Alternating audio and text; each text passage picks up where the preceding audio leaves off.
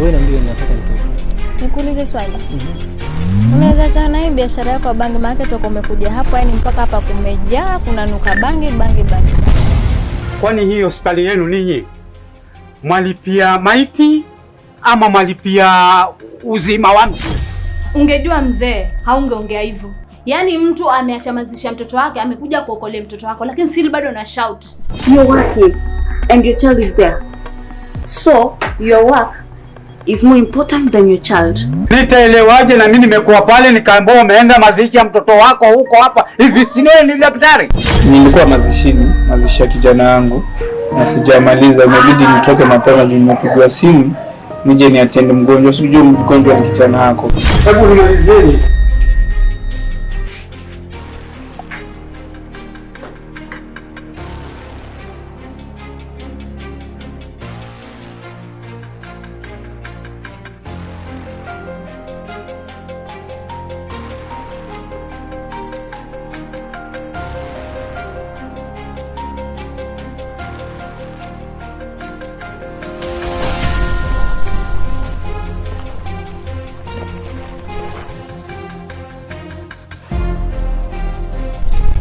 Kwa hiyo mzee, inamaanisha ni mamangu. Huyu ni mamako mzazi.